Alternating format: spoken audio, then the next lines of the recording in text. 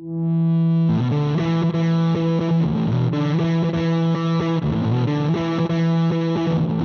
and gentlemen, boys and girls, welcome to the episode of Tatami Talk. My name is Juan. This is my partner Anthony. This is a judo podcast for judo players by two judo players.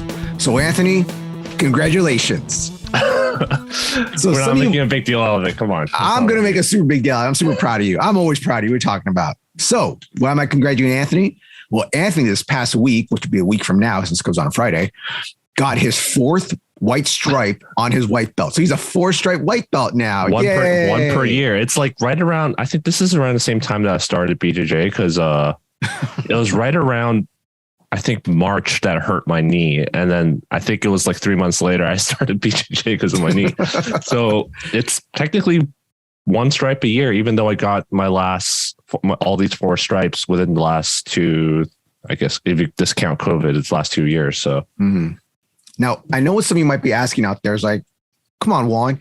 Anthony's a black belt in BJJ. Why is he still a white? I mean, he's a black belt in judo. Because my newaza sucks. That's why. Oh, you're so open about it. It's not. I'm just being honest. You know, I taught you waza, super good. Newaza blows. there's something about newaza on the ground. It just doesn't click with me. Like when I watch YouTube video, like when I was watching videos and books and doing all my research off the mats, like so that I can set up my own training thing on the mats, like what to do. Things on stand-up just clicked. Like it doesn't matter how complicated the throw looked.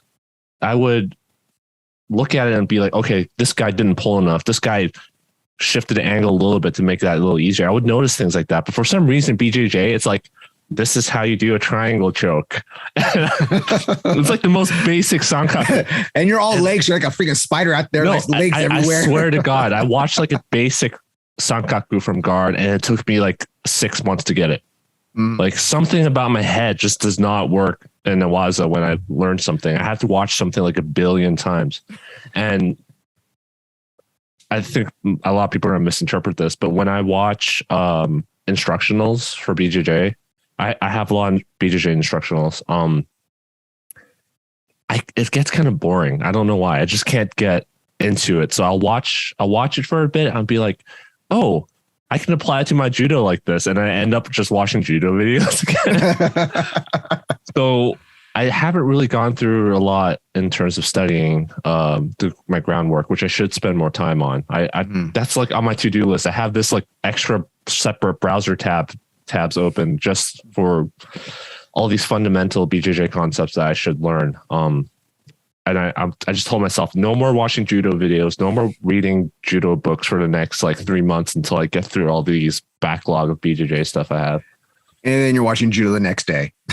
That's I guess it's kind of calling it procrastination, but yeah, I'm trying.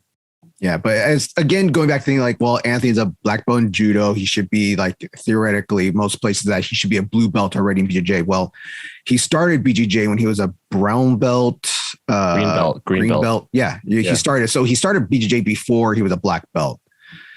Did your BJJ coach know you're a black belt in judo? Now he does. Now he does. I think, yeah, I got my black belt last October, so I think he knows. But I even asked him like, hey, I want to compete. I mentioned it last one of the episodes. I want to compete, but I was told that I should, as a black belt, I might need to compete in the blue belt division. He's like, no, it's a totally different game. So I looked it up and it doesn't mention anything in the rules. I think it's only IBJJF that enforces it. I don't think most other promotions enforce that.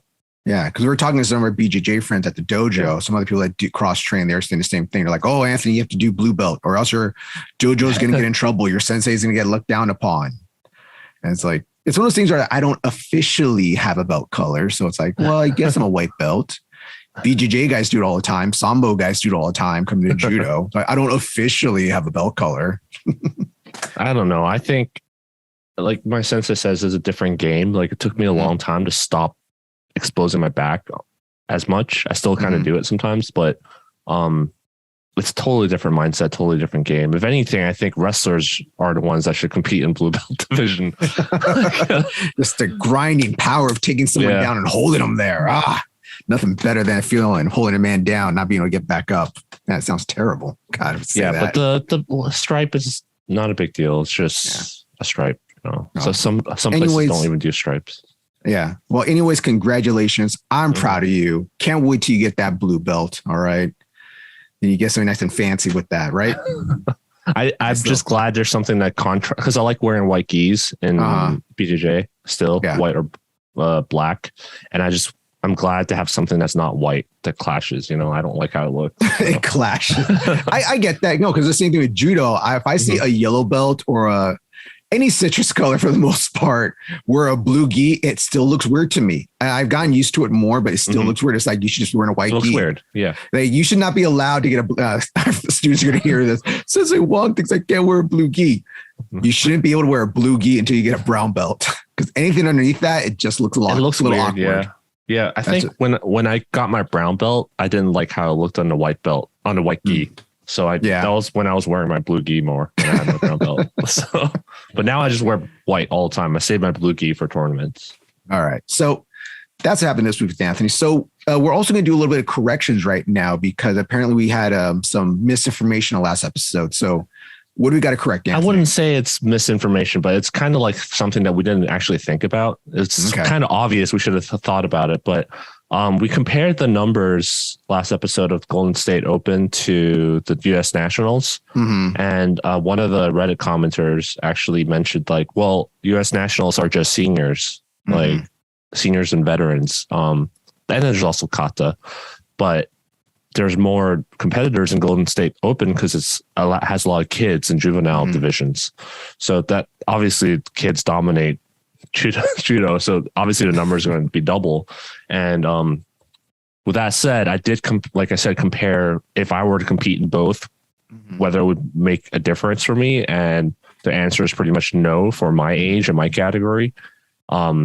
Not enough for me to at least fly to Florida, but still, we're wrong. Like I'm not flying to Florida. The numbers are that big, of almost double, because there was kids allowed. So that was one correction.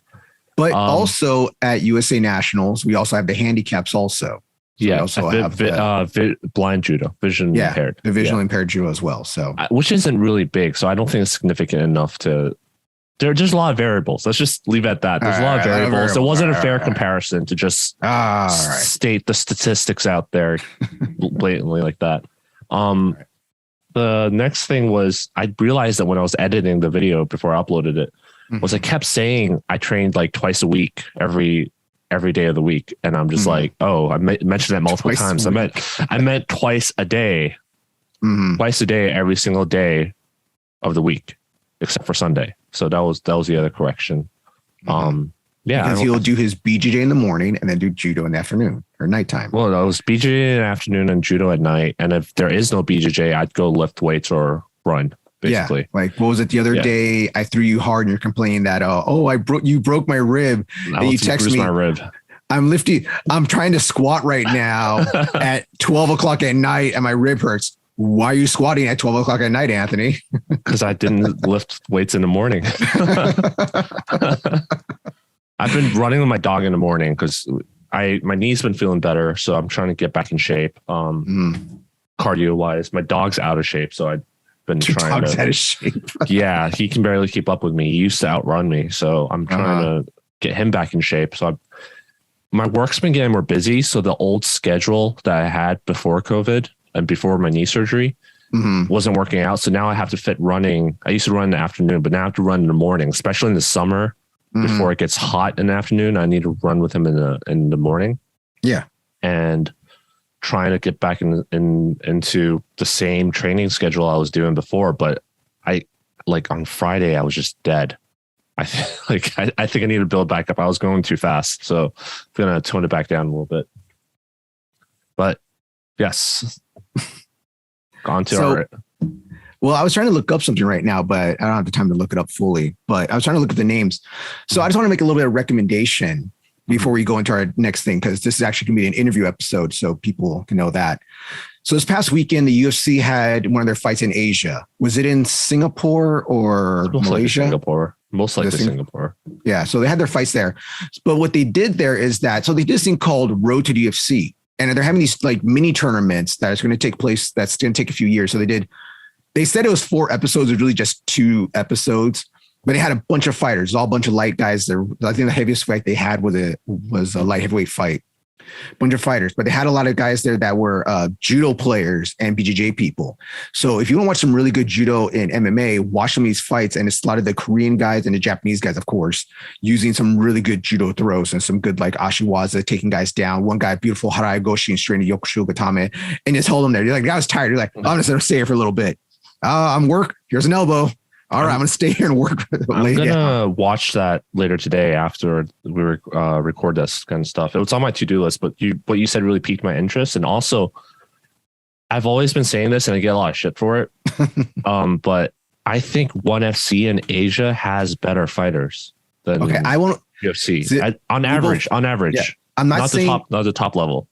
I'm not saying they have better fighters. I'm saying sometimes they have better fights. Because I will say this. Because you see this all back in Pride days. I'll straight up say they have better fighters. That's what I'm going to say. Well, I will argue. I'll say they have better fights because a lot of Asians, when they go out there to fight, whether it's the Japanese, Koreans, Malaysians, Chinese people, they go out there to fight. They're not looking for points. All right. They're not at the point, but it also may be that I'll agree with Asian. That, yeah.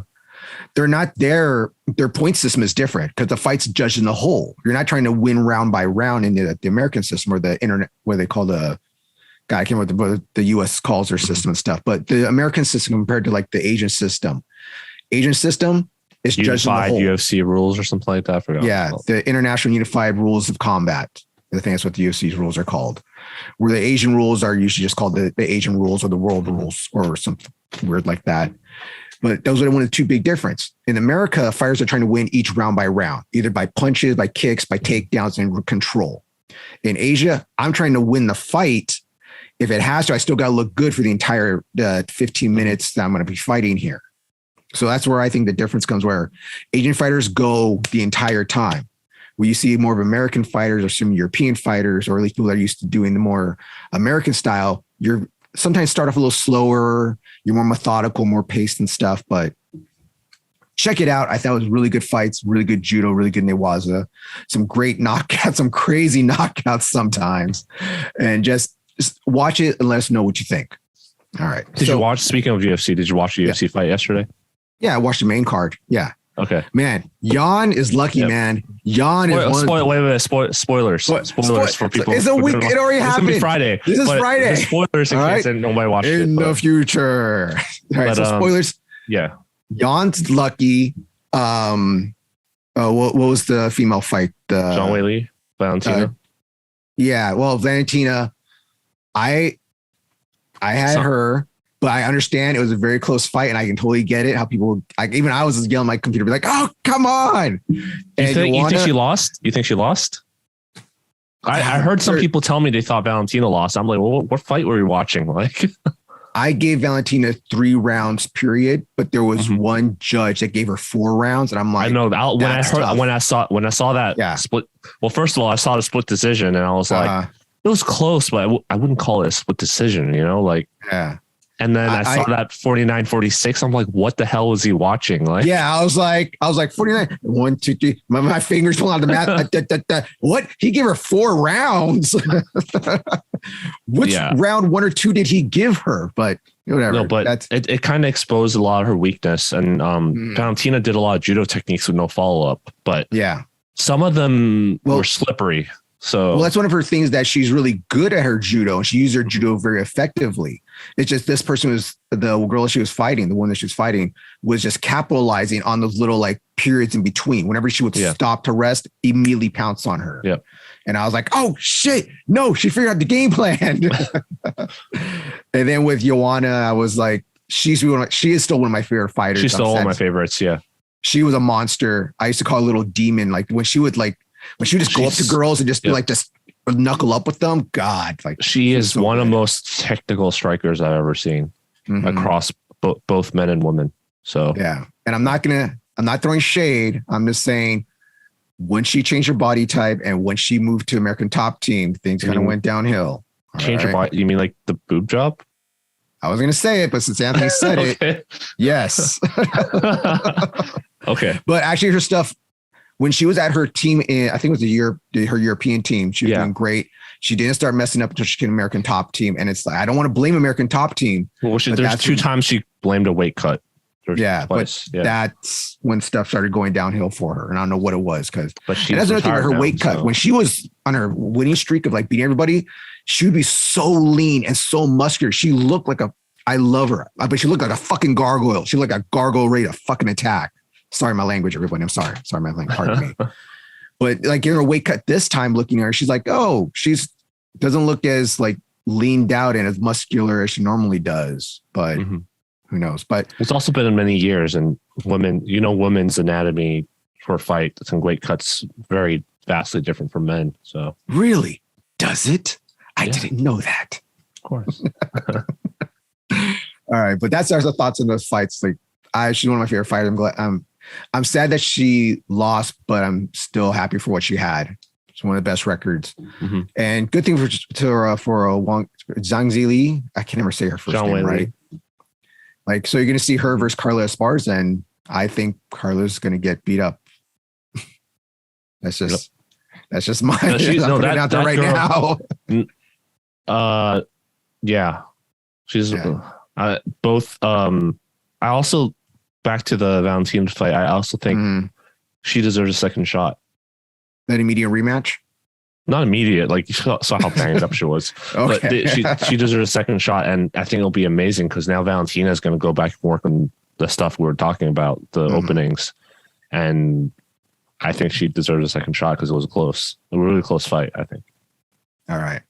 Okay. I wasn't impressed by the main event, so I'll just leave it at that.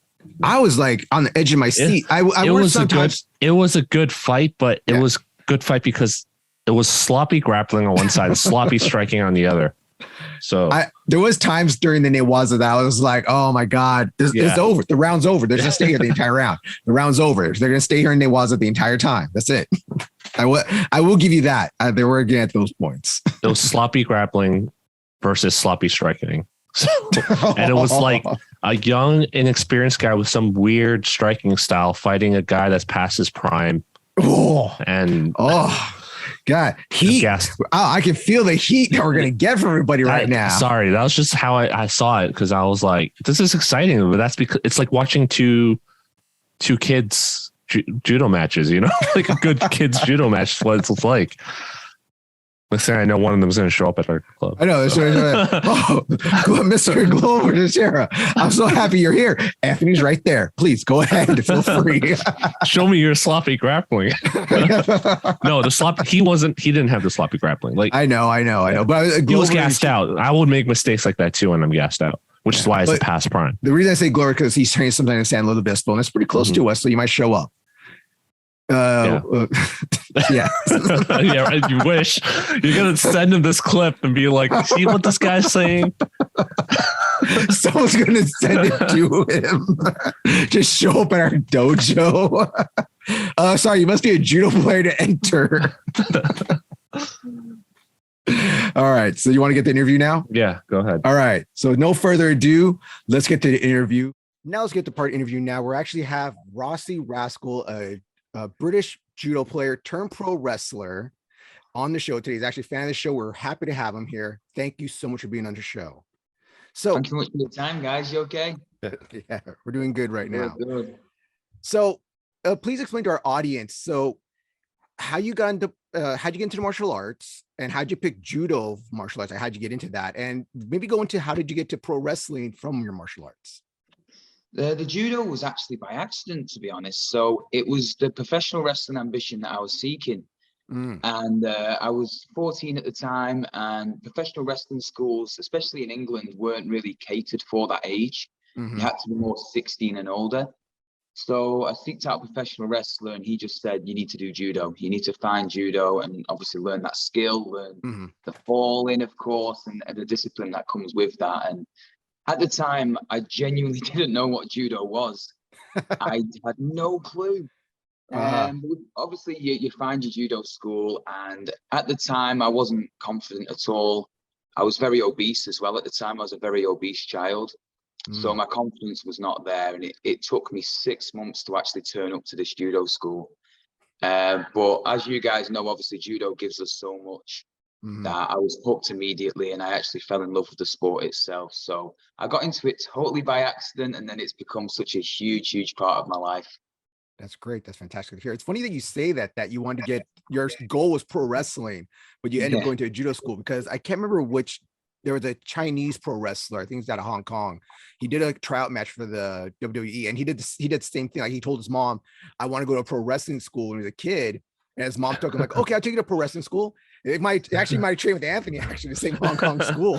Funny. But his mom took him to judo. And I guess, like, he said in an interview, like, after a few weeks, he's like, this isn't pro wrestling. Yeah, at the time when I lived in Hong Kong, there was only a couple of judo schools there. I think even now there's only a couple left. So you okay, go ahead, Anthony. No, I was going to say, you mentioned you're obese. So how much do you think judo played a part in helping you lose that weight, or in changing your lifestyle? Tremendously and immediately, to be honest. It was obviously, I literally wasn't physical at all. So that was a first step, just, moving around more, to be honest. And judo, because I fell in love with it that much, I was doing that much of it. The weight just kind of dropped naturally. And then the skill building took place. My balance, my coordination, my stability all improved. And then you go into it, obviously, your strength and then your mental resilience. So judo is just so, and then the skills that I took from judo were so transferable into enhancing my professional wrestling ambitions when they obviously came to fruition. I actually got into judo so much that I kind of pursued judo more. And it's only been the last 3 years or so where I dove into professional wrestling. But the rise has been quite quick. Again, judo, the skills in judo have helped in wrestling in respects that I can keep myself and my peers and others safe as well. So it's got me to bigger shows a lot quicker in that respect, that I can keep people safe. And then you just add that entertainment aspect with it. The wrestling character or the persona that I adopt is judo. So I actually do all the judo stuff in there. I come to the ring in my gi. I represent the sport very proudly, wear the black belt. But originally, when I started wrestling, I wanted to learn how to wrestle. So I kind of just left all the judo out of it, which was obviously a mistake. I kind of just thought, out of respect, you just need to learn to wrestle. But the second I did a judo throw or anything that resembled judo, it got a big reaction because it looked more legit. But the payoff, as I said, was even though it looked more legit, I could keep people safe. So the second I started using judo, the character, the persona clicked more with the audience. It resonated better, and that's pretty much where we are today. So long story short, the skills from judo are so transferable that they've helped me in professional wrestling, but also in life, to be a good person. And I've witnessed it with the judo kids that we have at our academy. They are pursuing other sports and doing really well thanks to the skills they've adopted in judo. Do you think most of your fans or your audience would actually knew what judo was, and that's why that's the reaction that they got? Or do you think that they had to find out, like, oh, he came out with a gi, I need to look up what that is, like what's judo? Yeah, great question. I think with my character as well is a goody two shoes, really squeaky clean good guy. So it's more for the children, my persona. But the second I come out in the black belt, it piques the children's interest, regardless of what they know what judo is. They go, oh, he's a black belt, he must be good at something. And then that puts pressure on. That puts the pressure on. But yeah, it just piques their interest immediately. And even though judo is obviously grappling, a lot of the audience won't know what judo is specifically if they're just into the wrestling. So you dance around and throw a few, martial arts inspired strikes. But then when you add that grappling aspect or the judo throw aspect, it really piques their interest. So yeah, a lot of people that have supported me have not been familiar with judo, but again, due to the finesse and the smoothness of a judo technique, especially in professional wrestling, it piques a lot of interest. And it's helped in our community anyway. It's helped judo grow a little bit more, and I'm trying to get different eyeballs on judo that wouldn't really look at it in that respect. So again, if anybody aspires to be a wrestler, I'm hoping that they'll look at judo first to build that skill base. Now, because over here in the US, like, judo is not popular at all. Like, would you say people like, would you say people know more about judo? Like, if I stop someone on the street and be like, hey, do you know where I can find the closest judo dojo? Do you think they'd be like, what the hell is judo? Or would they be No, like that? Oh, you just go around the block. Like, yeah. No, I think it's the same. I don't think it's, again, over in England, obviously it's soccer, or obviously what we call football. That's the popular sport over here. So it's only popular, but in the circle of judo. So the circle of judo is in Britain or in England is very, very supportive and a very good network. But it's kind of like you have to discover that. You just wouldn't know where the nearest judo club is or much about judo unless you were seeking that, or trying to find something specific. It's more, people find our judo academy just because they want their kid to do some sort of martial art, because they know roughly martial arts are good for children. And then it's up to myself, or obviously in our town of Blackpool in England, to create awareness for the sport of judo, and again the greatness that it gives. But be unselfish and respect that there's other sports that can gift children that. It doesn't just have to be judo. It doesn't have to just be at our academy. They can find what they truly want to pursue. But again, to answer your question without going completely in depth, no, it's similar to the US. It's not widely well known or over the top popular like Japan or other countries. Now you talk about your dojo and stuff. Let's talk about your dojo. Now you train out of Blackpool Kaidokan. Is that where you teach at? Yeah, Kaidokan. So Kaidokan, okay. Yes. So this was a club. There's a club in Blackpool that's been going since 1942. And that's the club I originally started at. And that's obviously got a lot of prestigious history. Then I opened up my own 6 years ago. So it's not that old. 6 years ago, and we affiliated together. And then you just respectfully, we had different visions.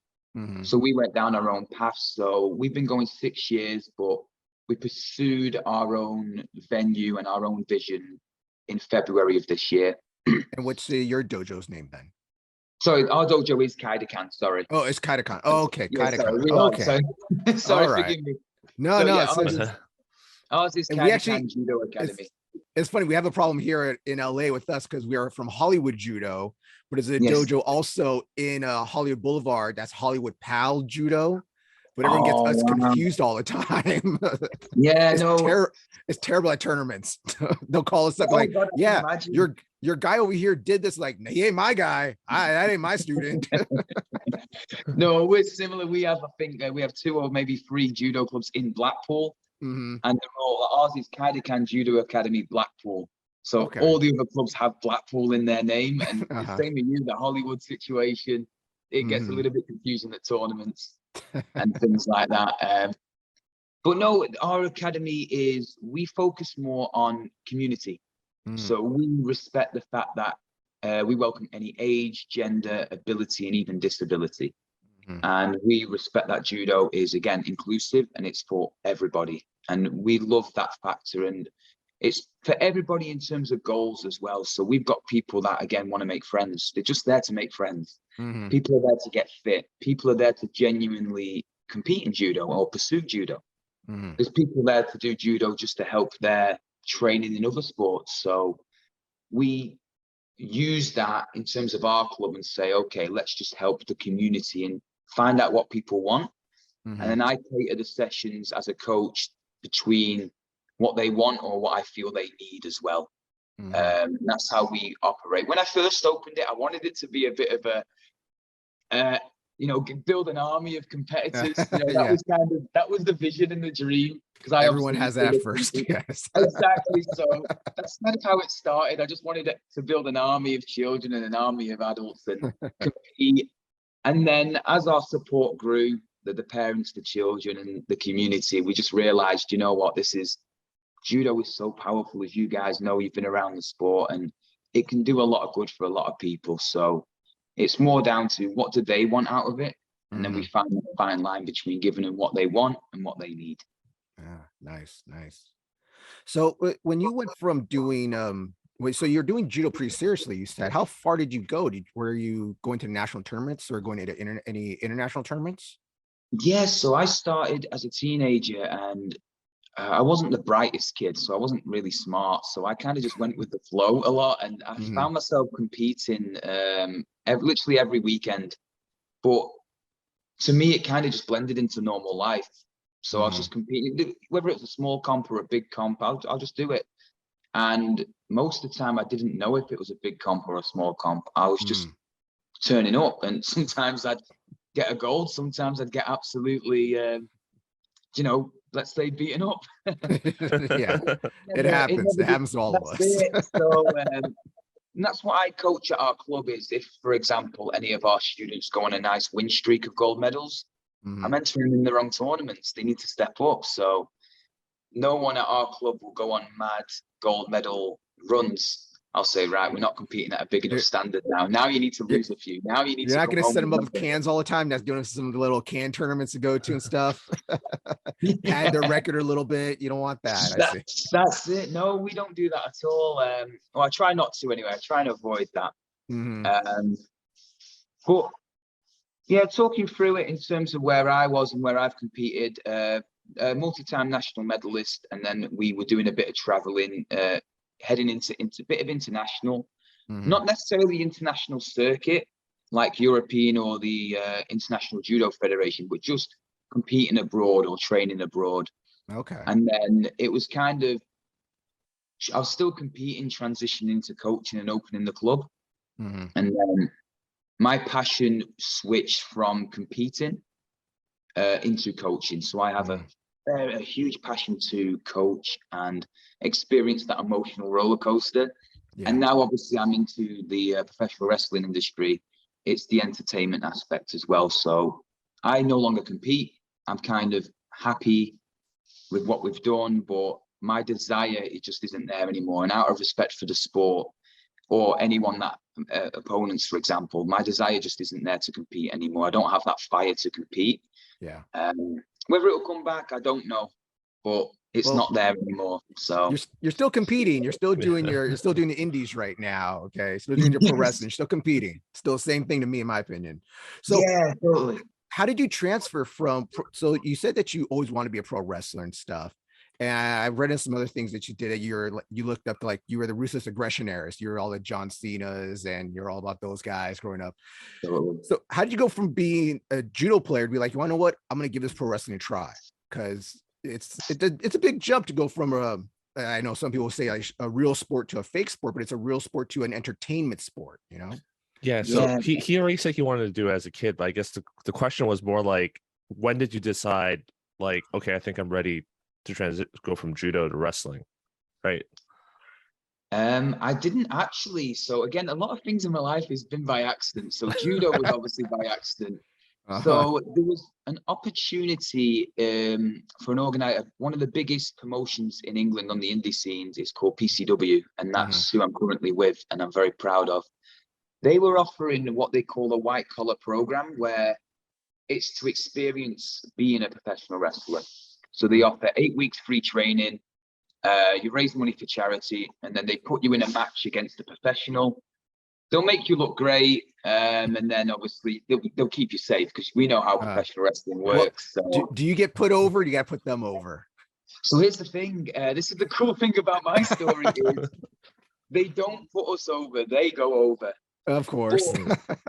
They actually put me over in my my match. So all right. They put me on last due to, again, I don't want to sound arrogant, but I looked more the part, if that makes sense. Remember, this is a beginner's program. This is for pure beginners to have 8 weeks training. But they gave me the whole go home, send everybody home happy type story. All right. And they gave me that privilege. So the plan was to, excuse me if there's a bit of ruffle in the background. That's the dog. That's okay. No worries. He's fine. He's happy. So the white collar program was, I wrestle this match, I experience what it's like to be a wrestler, and then I just go back to my life in judo. Happy days. But then tried it out, why not? Loved it. And I thought that would be it. But I kind of got the buzz for it again. So I actually signed up to the next one, where I got another 8 weeks. Did it all. Excuse me 2 seconds, gentlemen. Please calm down. So I signed up to the next one, did it again, and surprisingly, they put me over again. All right. They saw something in you. Okay. Oh, look at the doggy. Here he is now. Buddy's here. He's a bit jealous that you've got all my attention. Well, they called me back the next day for their actual live TV taping and said, "Hey, kid, do you want to come down and do our Rumble show?" All right. So I literally got 2 minutes of the spotlight. I did the Rumble. They eliminated me. And I thought that would be it. And in that Rumble was, I don't know how familiar you are with professional wrestling, but Rene Dupree was actually in that Rumble. Oh, okay. Former WWE talent. And I genuinely believed that that would be my last appearance. So I thought, I'm just going to judo throw him. Okay. And I'm going to go for it. Win, lose, draw, whatever. I get some heat in the back. I don't care. I'm done with after this. Screw it. I'm shooting right now. I'm shooting on this. All right. And I thought that was going to happen. I'll judo throw him. I'll get beat up, but I can tell everybody that was a good story. And I judo threw him and he went, "That was so cool, man." And he actually took care of me in that match. Yeah, he was calling things and he really took care of me. And it was, I think me just doing that earned the respect of the promoters. So they literally just kept calling me back for a live show in my own town of Blackpool. And then it just snowballed. I was there to stay. And again, the judo prevailed. So everything kind of happened by accident. Okay. But it's, as the saying goes, everything happens for a reason and all that stuff. So it all worked out. It sounds great. Sure did. Now, you said that you do the judo throw. Which throw did you throw him with? Was it like harai, uchimata, ogoshi? It was harai goshi. Okay, so, I know it because I watched some of your matches and there's two moves. You do harai twice in them that I liked a lot. So you do an off, so you Irish whip the guy into the ropes, pull him off, and you give him a big harai, which I like. It looked really nice. Looked awesome. And then I like this is Excalibur now talking here. You do what they call avalanche harai goshi off the top rope now. Back in my day, it was just off the top rope, but now the new cool thing is avalanche now. They add avalanche to everything now off the top rope. Now I didn't know that, the avalanche term. Oh, you didn't know that? It's a new one. No, it's a new American thing, I think. I'm taking it though. I'm gonna write that down. Use it. Write it down. Avalanche harai goshi. The avalanche harai goshi, yes. Or oh, that's amazing. Anthony, what's the Japanese name for a raging mountain storm? Yamarashi. Yeah. Figure out a way to get Yamarashi in your thing also. Raging mountain storm. We did that today. Did you actually? Wow. Yes, but it's more of a, obviously there's no gi in professional wrestling. You can kind of argue that it was a body drop or a taiyatoshi. Okay. Yeah, it's one of them. Was it taiyatoshi? But we did it off. The opponent had a lead pipe in his hand, and then he takes a swing, and you block, and then flow with the movement. Yeah. That's so awesome. We did that today, but it was just a fun mess around day today. It wasn't a live show or anything, but I'll just be you in my next show. I'll and get say it too. Say when you throw Yamarashi. Definitely. So which judo moves besides the harai goshi, and you're doing taiyatoshi Yamarashi today, which judo throws do you use the most in your repertoire, in your move set, or your signature moves nowadays they call them? So the harai goshi came from when I was training, and it was pitched to me by one of my coaches. He says, instead of doing, we did a spot, which is just the international, you leap into a big hip toss. But he said, instead of doing the hip toss, do the judo throw, as they describe. They just know that as the judo throw. That's always, just do that judo throw. Do that judo throw with the leg. That was it. Do the judo, and my nickname actually was Judo. That's what they used to call me when I first started wrestling. They just called me Judo. And I did it leaped into this big harai goshi, and this was in training, and the reaction was insane. And they were like, "You need to do that in your match." Okay. I did it in the matches as like an opening shine or an opening sequence. And then it got to the point where the promoters said that needs to be your finishing move. So the harai goshi, which was just the opening spot, just to get the crowd involved, is now actually my finishing move. So harai goshi, or the avalanche harai goshi from the top, is now the finishing move. And we build up to that with your typical suplexes, so your Germans, your belly to belly. But in terms of the judo, I do an osotogari, major out of reaping, which again, the way I do it in wrestling, I can really protect their head. So I can send them flying. It looks lush because it's smooth, but I can really protect their head at the same time. So again, they're safe, but it just looks more legit as well. Because, well, the guy looks beautiful. Definitely. Thank you so much. You've seen it. Yep, it looks beautiful. Thank you so much. It was hard for me when I first started because I used to say, please don't cooperate. I will throw you properly. And me being a rookie or a new kid, it was hard for me to say that's professional, you know, with respect.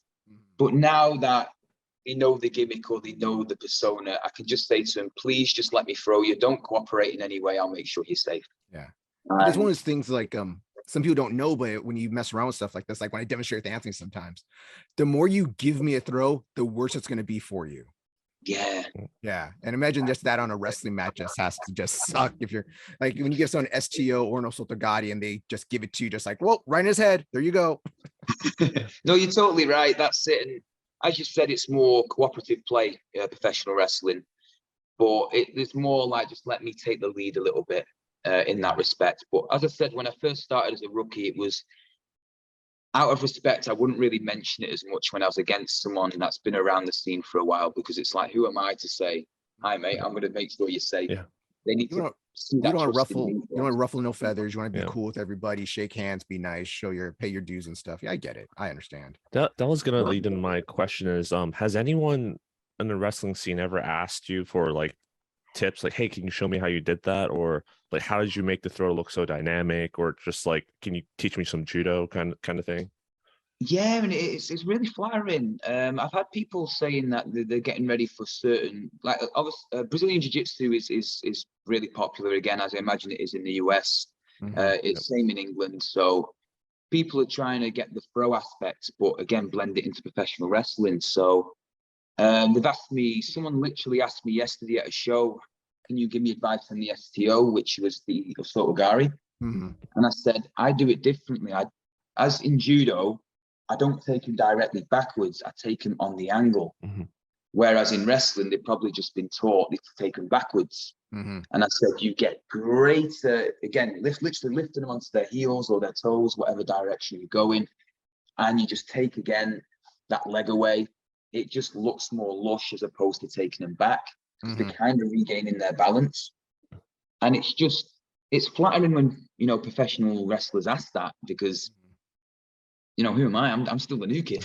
But yeah, they've asked for advice, and it's just like I said, as you guys know, it's body mechanics and it's just slightly different, but it's translating as well. What judo throws can translate to a wrestling match, because I've done a few armbar sequences which would look great if you were into your judo, but the audience just didn't get it. They didn't react to it at all. The transition looked great if you're on a judo mat, but the audience. There's one judo guy in the back, one judo or BJJ guy way in the back. They're like, yeah, just like that. Get him. Yeah, beautiful. Oh, I loved it.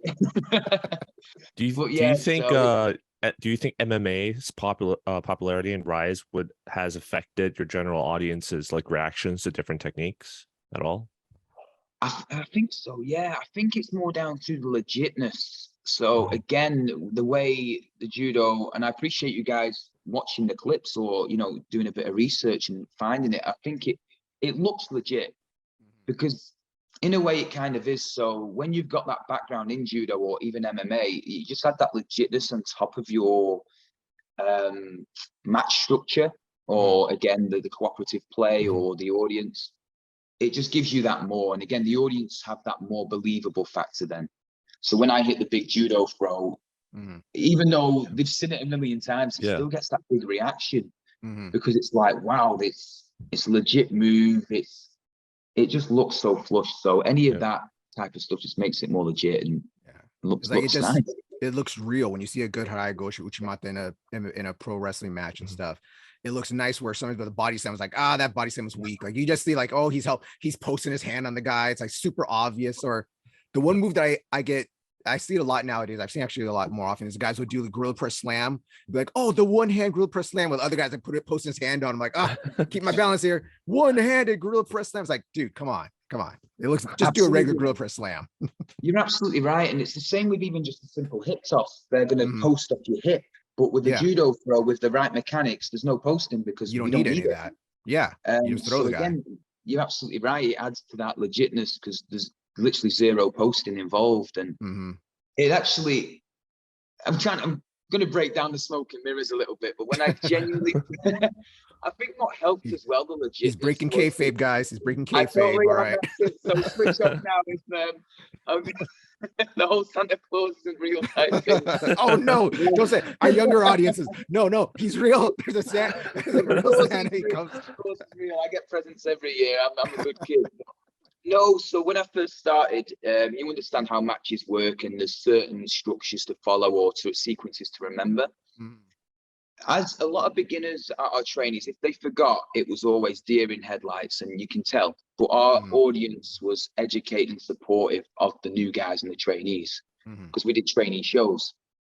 I never hesitated because when I say forgot the next sequence, I would just legitimately judo throw him. And then say, I am lost. Call the spot. Call the spot right now. I forgot. So to the audience, you got to do the old school. You got to get the headlock and be talking. What's the next spot? Tell me what the next spot is. I forgot. 100%. You guys have got it sussed. But to the audience, it looked like I just took him down and then it's smooth again. But that wasn't me being smart. That was just me being reactive. Again, the skills that judo gave me. It was just, oh my God. Okay.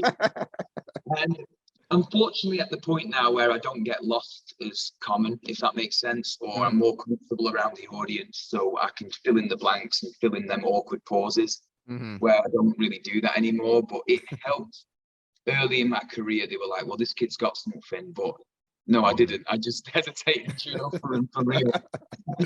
This kid's shooting every match. I don't want to work this guy no more. Well, at least you're not throwing potatoes at people. All right. Just give me a nice hip toss. All right. No, it was always lush. And like you said, it was always we've had everybody that's helped me in my career has been so supportive. So again, if I did do that judo throw and said, I'm sorry, I'm lost, they were so understanding, and it wasn't me taking a liberty. They respected that. And then they got me back to where I needed to be, and, really, really helped me out. What would other trainees do when they're lost if they don't know judo throws? It's more, and I've been there as well. It's more just you see the pauses and the hesitant, and it's more at this point you should be again engaging the crowd, or at this point you should be acknowledging the crowd. And it's bits that I'm still learning. I'm not saying I get it spot on every time, but it's literally bits like that. So if you get lost, it's like, well, what do I do? Usually just hit him, put him in a lock, as you guys just described. You know what I mean? It's one just described. So, but again, as trainees, it's difficult because you've got everything. You've got the crowd, you've got the structure that you're trying to think of. There's just so much playing into it. That's awesome. So there's other judo players that are in pro wrestling. A lot of people don't know and stuff. Like you have Samoa Joe, you have Taz. Right now you have Tay Conti. You have the biggest one right now, Ronda Rousey. Back in the day, if you followed old school WWF, Bad News Brown was actually an Olympic bronze medalist and one of the only guys that Andre the Giant was scared of. Like Andre the Giant said, ask the one dude, I'm not gonna fight. Like one day they got in an argument, story. But there's other guys that do judo into pro wrestling. Do you look at their matches, like go watch an old Taz match, or even like with modern day with Hook right now, with Hook and his throws and stuff? Do you watch like old matches and see like, okay, I want to try that technique, or I like how they did that? Yeah, it's kind of like I don't actively seek it, but when obviously when I see it happen, you kind of just give him that, that's the judo guy right there. You give him that little nod, but I don't actively seek it. I just try because I try not to get manipulated. I try and stay what I would do. It's hard because obviously you want to take inspiration, but I don't want to take everything, if you know what I mean. But I'm inspired by them all. Obviously, Taz is a great shout there, a really good mention.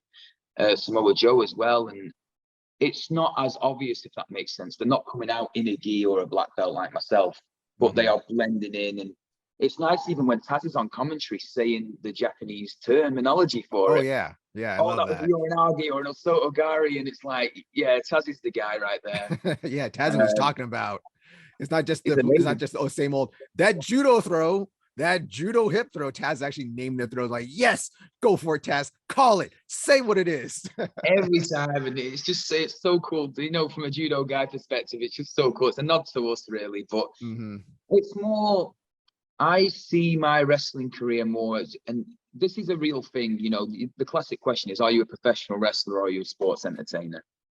I see myself, whether it ruffles feathers or anything, I see myself as an entertainer. Okay. There is a difference, but that's another conversation of a day. But I do see myself as an entertainer in that respect. In terms of wrestling or learning how to wrestle, yes, I'm trying to do that. But as you can respect, you don't have to be the biggest guy anymore. You can be any shape, any size. And it's just what story are you telling? Most of the time when I tell a story or I'm in a storyline, I get more over than whether I'm doing the moves itself. So it's more the story that we're telling gets my character more over than the actual moves itself. Okay, that's great. It's great. So I keep talking, I keep calling you Rossy and stuff, and some people might know that's your stage name, Rossy Rascal. How did you come up with the name Rossy Rascal? Like at first, when I first looked at it, I kept calling you Rossy Wrestler. I was like, I can't find any Rossy Wrestler stuff. Oh, it's Rascal. Dumb. Rossy Rascal. I'm so stupid. I keep messing this up. How did you come up with the name Rossy Rascal? Well, believe it or not, guys, this was another accident. This man is named Serendipity. I'm kind of Rossy Rascal Serendipity. All right, that's this guy's name. So this was when I signed up to that white collar thing, and we had the 8 weeks training. It was a week before showtime, and I didn't have any gear, any music, any name or persona. And I was half thinking, as you can see, it is a bit of a goofy name. So I was like, well, I'm never going to do this again. That's what you thought. Exactly. But I also never wanted a real name, if that makes sense. So I didn't want a name that was like my real name, Ross Goodwin, or I wanted a name that like The Rock or Stone Cold Steve Austin or something of that nature, where it's kind of sounds realish, but it's not, you know. And there was an English. You wanted a Hunter Hearst Helmsley, something real like that. Yes, that's the one. Yes, perfect. So it's not his real name, but it's still badass. But there's times where I've regretted this, you know, having this name. But there's times where it's like, you know what? It's easy to chant. It's more memorable than a real name, if that makes sense. And it's again it resonates with the children. You know, Rossy and the Rascal. But when I was coming up with a name, Rossy was my nickname at the time. You know, all my friends would call me Rossy, you know, just so that had to stick. And I was listening to an artist called Dizzy Rascal, if you're familiar with him. Yes, I know. I'm Dizzy Rascal? Yes, I love them. I love Dizzy Rascal. And he's like, I know that one. I know that. Yes, I got that one. He's a British rapper. So he sure is. And I was listening to a lot of that at the time. So it just kind of, the Rossy Rascal kind of happened. And that was it. The rest was history. It was just, okay, I can't think anymore. It's kind of getting to me now. I've been thinking all week. That will have to be it. And then, like I said, there's times where I've kind of regretted it and wanted to drop the Rossy and just stick with the Rascal. Oh, okay. But getting advice, especially lately, from someone in the industry that's got a really good mind, psychological wise, he reassured me saying, you know what, it is a good name. And again, it's chantable, as he said. And it is a good name to get behind. And even as, let's say, my persona changes from being a goody two shoes into more, you know how it works. I might be a little bit mean one day, who knows? It still fits. Do you know what I mean? It's still that Rascal. Exactly. So I kind of enjoy it, and we use it a lot. We do a lot of things for children, and I launched a sports camp, and we actually called it the Rascal Sports Camp. All right. So we use it in other things now, but we're in our community, in our judo club. I don't specifically mention that I'm a wrestler or shove it down their throats. They kind of find out for themselves, and then they lose their minds. But all of them, or most of them, do support me or do come to shows when they do find out. But I don't just say, hey guys, I'm a wrestler, come to this show. It's more selling tickets on the weekly right there. Like, hey, we want to buy some tickets. Yeah, out of respect, it's more, and I love them to pieces for supporting me on, the weekends. But when I'm a judo coach, I'm there for them as a judo coach. So I want to separate myself out of respect for them. That, hi, I'm Rossy, judo coach. Yes, we have fun with it, or they call me Rossy or chant Rascal once in a while. But it's out of respect. No, I'm your judo coach today, and I'm a professional wrestler another time. That's great. How many people actually come train judo with you because they know you from wrestling? We've had that, yeah. So it's more the other way around. As I said, not many people have turned up because of that. We had a few when I first started out, and then they realized that I'm not Rossy Rascal at the judo club. Do you know what I mean? I'm not. Okay. Even though I'm a lovely guy and I'm a lovely coach, if I do say so myself. Yes, so they kind of get there.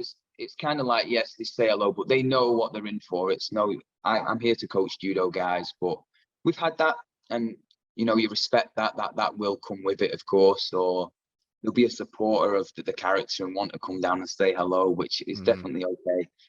But I never let it take away from what I'm delivering at the judo sessions. I put the academy and the judo team first, and it's up to them if they choose to support me off the judo mat. Again, we're a community club, so I support them in their sports or their school life if they want it. And they've been kind enough to support me in my things without me pressuring them at all. So it's been lovely. That's great. Now, have any of your students, like say you have a teenage student now that's like, oh, I like Rossy Rascal in the ring. I train with Rossy Rascal at the dojo on the mat.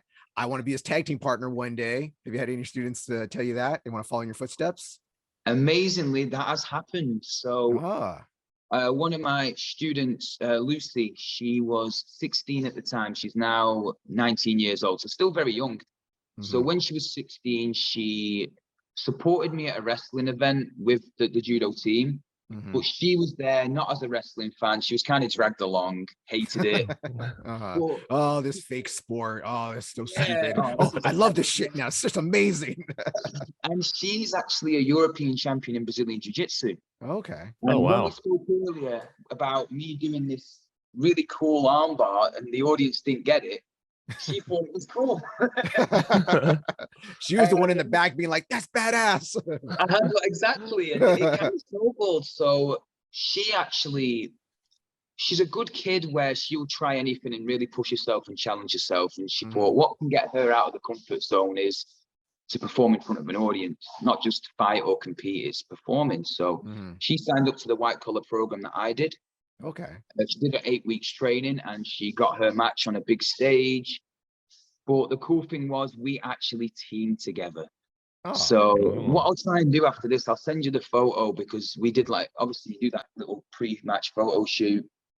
And it was an intergender tag team match. Obviously it was myself and Lucy. And we took on Big T, who's 7 foot tall, legitimately 7 foot tall. Well over 300 pounds, obviously, and then another individual who was on the white collar program as well. And we told a great story because I've got history with the 7 foot tall Big T. And we just told a lovely story where Big T was undefeated in our company, and I became the first man to beat him by pinfall after the judo throw. The story that we told with me and Lucy was I didn't want her to get involved in the match too much. I'm being overprotective. I'm the coach, you're the student. And then I get beat up. She comes in, hits the judo throw, and gets the big win. She gets the finish because so I denied her all that, and she comes in and saves the day.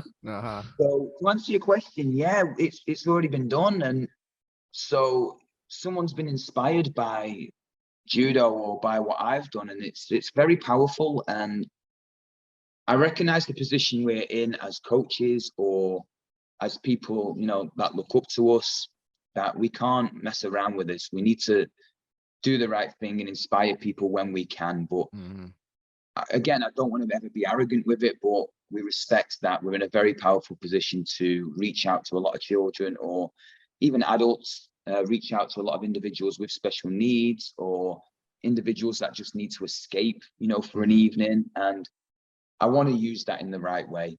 And again, wrestling allows me to reach out to more from a different perspective. But the judo obviously comes from that. But Lucy's a great kid. That inspired her just to get involved and tell a good story. And hopefully some more kids that want to pursue that pathway, we have that for them, because if this idiot can do it, they certainly can.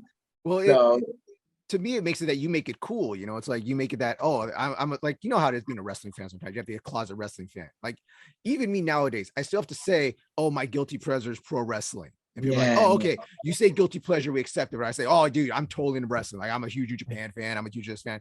That like AEW every night. It's like, oh, one's such a nerd. I'm a nerd that whoop your ass, though, right? But you're opening it up for your students to be like, oh, Rossy likes pro wrestling. He's also a serious judo guy. Maybe it is cool. Maybe it is okay to be myself and be interested in something.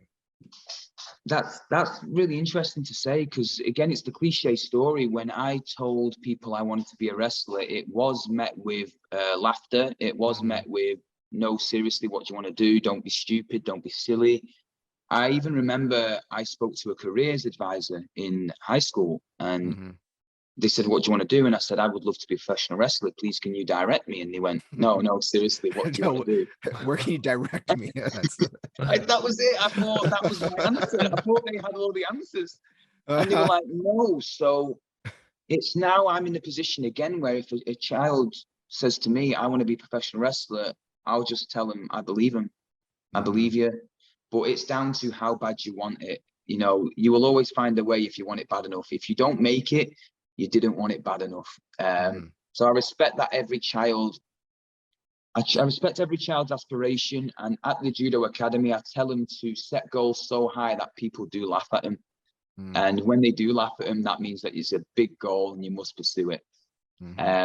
But it's that cliche story. You get laughed at, you get picked on, and you keep it secret. So now when the judo kids or people that want that find out I do it, they're like, wow, that's pretty cool. I wanted to do that, but I was just scared to mention it because, you know, people think it's dorky or nerdy. But no, it's cool. It's different. And people say the classic line, oh, well, why do you enjoy that? It's fake. But it's pretty much every movie ever made is fake. It's you know, exactly. You like John Wick, don't you? You love Jurassic Park. Those aren't real dinosaurs. All right. Yeah, exactly. But it's another funny thing. You'd be surprised how many grapplers are closet wrestling fans, because we end up becoming grapplers instead. You want to be a pro wrestler, but you get told by everybody you can't be a pro wrestler. It's dumb, it's fake, it's stupid. Well, I guess I'll do freestyle wrestling then. I guess I'll do BJJ or Sambo or something else. So many grapplers I know are closet wrestling fans. Have you gone back to your advisor and be like, I did it? Like, do you know what? And again, no. And what I've learned over the years is that, you know, there can be that thing where it's like, I told you so, or look at me now. But no, you know, I've learned something really cool, and it's, I don't care about proving people wrong. I just care about proving my support right. Because we have a lot of support now, again, with this judo community that we've built.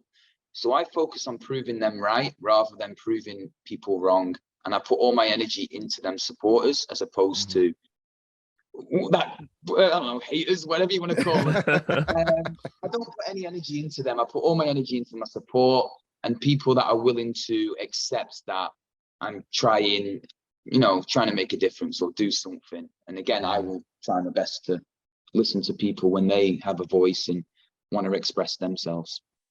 That's awesome. Yep. So you're wrestling right now for was the PW? No, what's your federation called again? I keep forgetting. It's PCW. So you're wrestling for PCW right now. I also saw that you're also the pin fight wrestling champion. Are you still the champion? Did you lost that belt? Did you drop the belt? You're still the champion. The unfortunate thing with that company is the company's actually folded and gone out of business, which is a terrible shame. It was only a small company, but they were very family friendly and they were bringing in a lot of individuals with special needs. So I really enjoyed. I wasn't there long, but I was their champion. I've still got the title, but I do need to give that back. Did you have to put a deposit down for the title? It was like the old NWA title. But the guy was, when I won it, he was kind enough to say, yes, you can take this home, because what I wanted to do with it was to go into schools and say to kids, again, if this idiot can do it, you can. But I actually still have that title at the Judo Academy on our display, but I do need to give that back. Thank you for reminding me. Okay. Mail it back. Yes, thank you. Yes. So do you have any aspirations to go like to work any other places like in Europe? Like I know you can work Rev Pro or maybe Progress, because they have, like, if you want to go to Japan, maybe later work for a New Japan, maybe you want to go with Rev Pro or face Will Ospreay maybe, or Aussie Open. Wow. I've been watching a lot of Will Ospreay as well, so obviously that would be huge. It's more in terms of wrestling goals, again, because it happened by accident. I got some advice, and it's kind of obvious advice. It's more, you need to set goals. So I set goals that were short, medium, and long term in PCW. And thanks to PCW for being such a huge platform and really gifting opportunities if you work hard. I achieved every single goal I set, apart from one, within the first year. And I thought this was going to take a good 5 years, 6 years. So it was little things like, well, big things to me. Main event and academy show, which was the trainee show. Get onto the main roster, have a singles match, main roster, main event, the main roster, main event, wrestling Blackpool, main event Blackpool. The biggest one for me was main event in Blackpool, my hometown. We did that in 11 months of my debut. So all these goals that I expected to take 3 to 4, 5 years happened within 1 year, and it was very fast, very, very quick. And after that 11th month, that's when COVID hit. Oh, okay. So my life drastically changed, and it was very, very fast. And again, the judo background helped me, you know, stay humble, keep my feet on the ground, and, you know, use this in the right way. So thanks to judo, it helped me how fast this was going. COVID hit, and then that's when I realized, when we were in this, as I mentioned earlier, the powerful positions to help a lot of people. And then came back from COVID, and then we're kicking butt. I mentioned all these goals. There's still one on that list that I wanted to achieve, which was, it's still there, to become PCW World Champion. I'm not setting any more major goals until that one is fulfilled. Like, you know, do I want to wrestle for Rev Pro or Japan? If it happens, it happens, but I'm not going to set any more goals until that's fulfilled. But PCW was the place I wanted to be, and because it's such a prestige company in England, I didn't think I was going to get it that quick. I just thought I'd have to really, but it is such a prestige company, so to get there that quick, or to be a part of it now, is where I wanted to be all along. I'm a big fan of PCW, and it's really surreal to be a part of it, to be honest. That's cool. That's awesome. It's funny. I just think about, we're talking about people. I think you would have a really good match if it ever happens. You ever get a chance. I think you and Zack Sabre Jr. could have a great match together. Wow, you really? I think so. Because I was just thinking about your style and stuff, and I was thinking about, if you go on, if you ever get the chance, I think you should try to get ZSJ. I'll pursue it. I feel I know roughly where I'm at and where I need to be. And I do believe, in terms of Zack Sabre Jr., I still need a wealth of experience under my belt. I still need a bit more time in this, and to just keep growing and learning. But again, as I keep saying, judo is giving me that ability to learn quicker, but also to apply it quicker. So I believe, again, I've gotten to where I am very quick, but I've still got a very long way to go. But it's a marathon, not a sprint. But that's that Sabre Junior match, something like that. I know at the top of my head, mentally, and in terms of, I don't think I'm ready for that match. But give it a year, 2 years, how quick we're going, and how, you know, what judo gives us, we'll be ready for it. Absolutely, it will happen. All right. I love how you use that thing of like, it's a marathon, not a sprint, because I use that saying all the time for judo when I'm teaching people.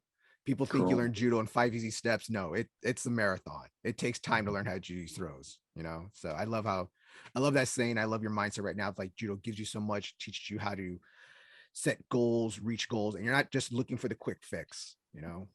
There's no quick fix. And that's why I enjoyed listening to your podcast, because, you know, like you said, there's some similarities in like what we're thinking, and again, I was just captivated early just by listening to you guys. And you were talking, I think it was your last one, or I know it's a recent one, the warm-ups, and you know, it was just resonated with me, and that's why it was really cool, you know, just to talk to you guys about that in that respect. Thank you. Appreciate it. We Thank you. appreciate all the love. Anthony, do you have any more questions about it? Yeah, I think I got all my actually, wrestling questions. Yeah, out I'm like, when am I I going might to think get of my some more, judo though. questions in? Screw the judo. Let's start talking about wrestling right now. Okay, so do you think you could have gotten to PC dub? No. So I guess my question will go back to some of the stuff you were talking about. Stick with the wrestling transition.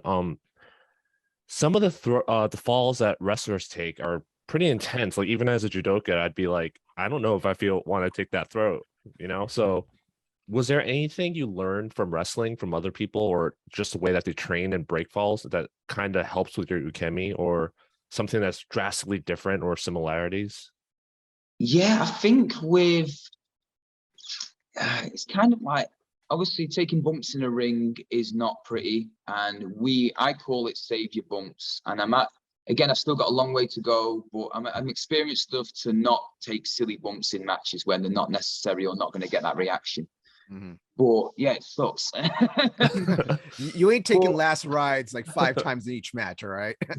I actually have just come from last week an I Quit match. And there was hardly any bumping, but it was the first one in terms of that edge and brutality that my characters experienced.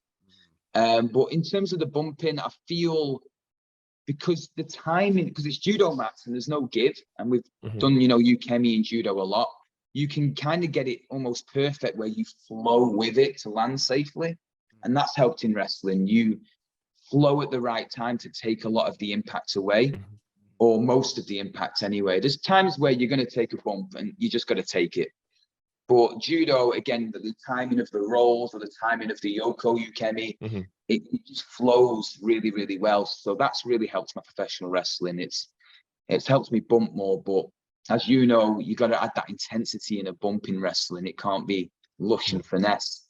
So that's one thing where it's like, great, you kind of got to throw yourself a little bit more to the floor. But no, I'd say more the judo's helped the wrestling in terms of ukemi as opposed to the wrestling's helped the judo. How did they teach taking falls in wrestling when you did the beginners program? Like they've had to have told you, okay, this is how you should take a fall.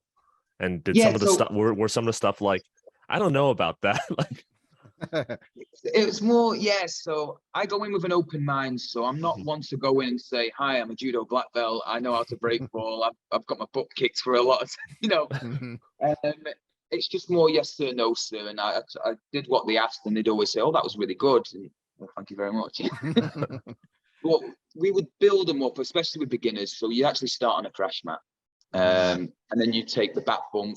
You take a bump off the top rope, but that's more for confidence. And that's actually one of the first bumps we learned was off the top rope, because in a way it gets easier now. You know, you take the bump off the top rope, it now gets easier. So you eliminate that fear factor for a lot of the beginners. And I was quite fearful at first going to the top rope.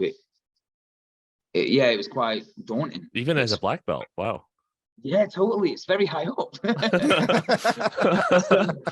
So again, as you guys Anthony, know, it's an extra like 5 feet in the air. Calm down, all right? With a crash pad though, right? I assume. Oh yes, totally. No, Anthony, they got rid of the crash pad. They're like, no, you have to take a off the top rope bump, no crash pad, tuck your chin. There was a crash pad, and so the first bump you take, you eliminate your fear factor, and then they build you up from there. So you do the smaller bumps first. You learn the rolls, or it blends with positioning, because obviously in judo we don't need to care about ring positioning because it's not part of the gig. So with wrestling, you learn how to roll but take minimal steps. So it has the same ethos as judo, maximum efficiency with minimum effort. So that's what we're looking to do. We're looking to get in the right position with a bit of finesse. That's really interesting that you said that because in judo, I do the complete opposite when I teach beginners. Is we start them off low and then build them up high. But I guess it's starting up high and then working your way down works too. But I might it's have really an experiment. Yeah, an experiment for next week. But it is very important to get rid of that fear, because that's how you get hurt. And I think we were gonna one of the short videos we're going to do next is about those intricate parts of the kemi. And I'll make sure to mention that, like, oh, you can start up high too, and Yeah. go low. So get on your partner's shoulders and then take an electric chair drop. First one. We don't really use crash pads as often as we should, I think, in a lot of judo clubs. And I think that's one thing that we could probably learn from wrestling. It's start off high with the crash pad. Yeah, it's more, I do the same as you with judo. I start off low and then build them up. But one thing that we do is we get the crash mat and just let them freestyle. So if they want to run and do a flip, because again, more children have different athletic skills and qualities. So we just say, right, it's freestyle. I'm happy if you just do a jump. I'm happy if you do a roll. Or if you want to do a crazy backflip, do that. And then they express themselves as well. So they just get that little freedom time. And then, like you said, I always tend to start them low and build them up in judo myself. So my next question has to do with you mentioned training abroad. I assume you still, when you were younger, you still lived in Blackpool. Yes. So were you going to Ireland or were you going to France? Like, because I know it's kind of like yeah, it was meant going to Wales and Scotland. That was abroad. Oh, that counts. That counts. So I only just recently kind of worked this out. So my first comp, again, I started at 14, so I wasn't a young kid. And my first comp, I competed against a yellow belt, a blue belt, and a brown belt. And literally until a few months ago, I could not work out why I was fighting a brown belt. I could not work it out.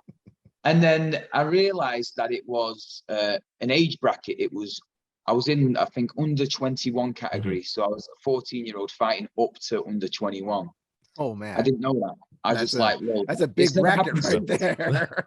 Yeah, so that was the first ever comp, but that's never happened since. So that was that was a big deal comp. So I didn't know what level comp I was doing. I was just entering them. So as I said, there was times where I probably shouldn't have entered because I was too experienced. There was times where I was definitely not ready for that type of comp.